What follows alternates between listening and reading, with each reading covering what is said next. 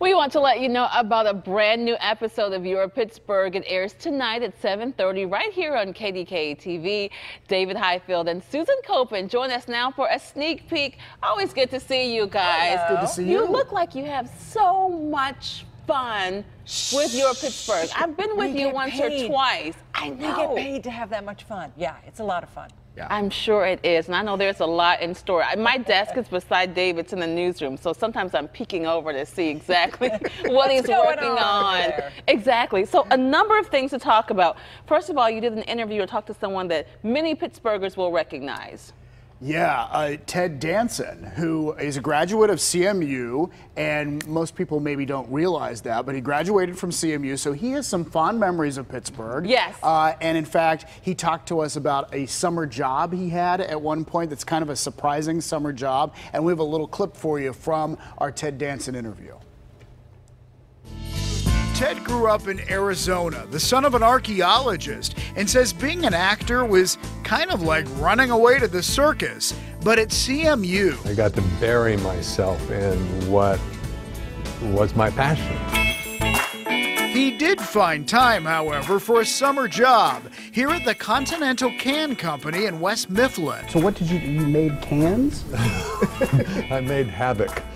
Is what I did. Actually, he helped package empty shaving cream cans. So his job was to take this wooden fork with 8 prongs and put them in the end of the foaming cans and then put them in a box like this for 8 hours.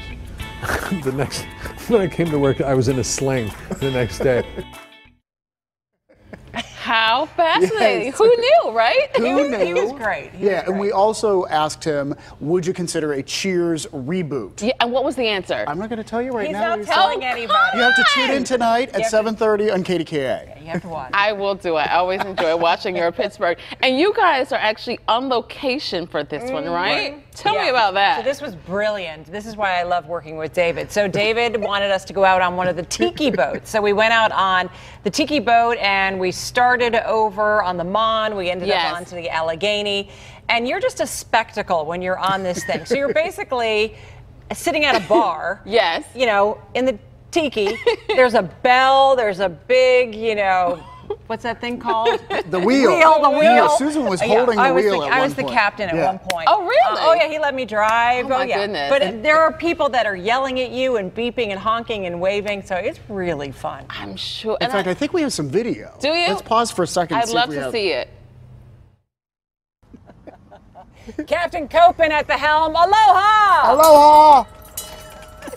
Because we weren't obnoxious at all. I'm sure. And that was no drinks at all. You are allowed to bring alcohol on board, but no, we were just having fun. Look at that. Now, do they sell alcohol on board? No, so you can bring everything you want. So you bring your drinks, whether it's alcohol or just some sodas. Okay. You bring your food. They have parties on board. They have bachelorette parties, birthday parties, people who want to go out to see the fireworks. Yes.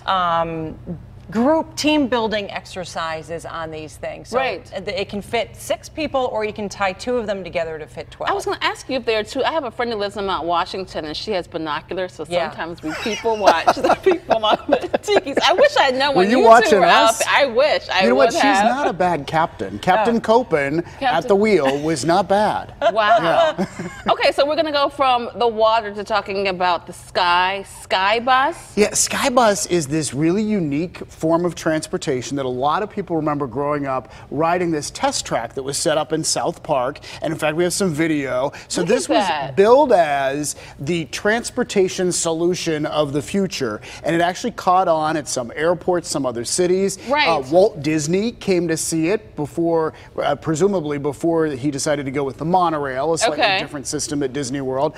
There's still a car in West Mifflin that you can go see in person. It did not become the transportation of the future here in Pittsburgh, but other places. And in fact, a version of it is at the airport right now. I see. So we're going to take a look at Skybus and take a look back.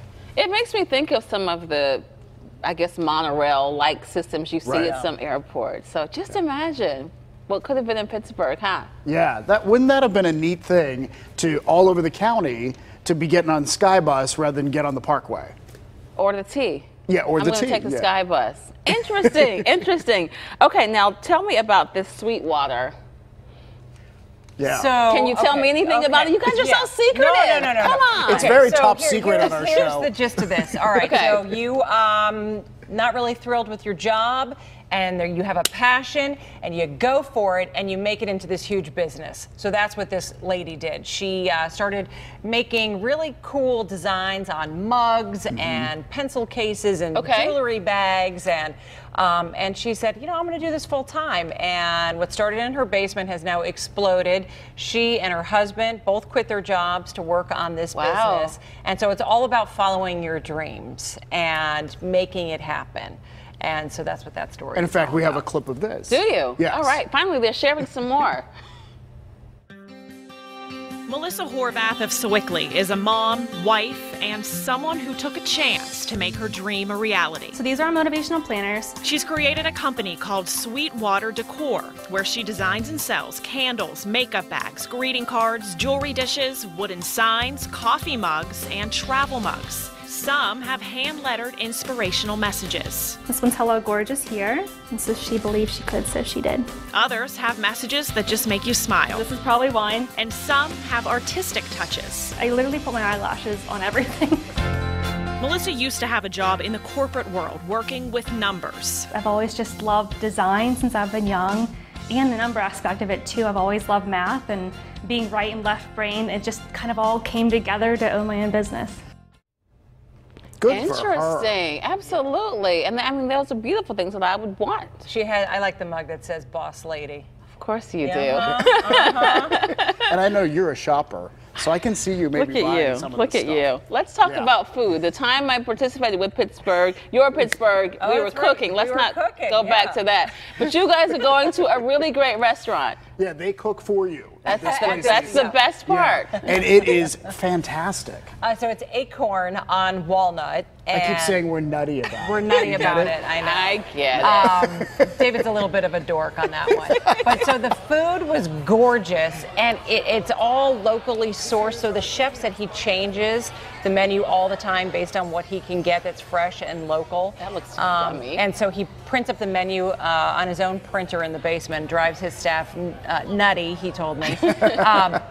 And just 16 items on the menu. Okay. And they are all absolutely delicious. And we were those people who started taking pictures of our food. We were totally those people. Really? It was too pretty. Like, we had to preserve the prettiness. Like when this tenderloin came out with peaches on top and goat cheese and carrots, it was one of the prettiest things I've ever been served. How did he come up with the name Acorn? Do I have to watch to find out? He told us, and now I can't remember. He has a larger plan for a bigger restaurant called the Oak or something, right? Right, The and Oak Tree. this was a spin-off. This was a smaller one, yeah. So that's why it's Acorn. I like. Well, there's a lot in store for tonight. I can't wait to watch you guys. It's so much fun, and I know that you will not disappoint.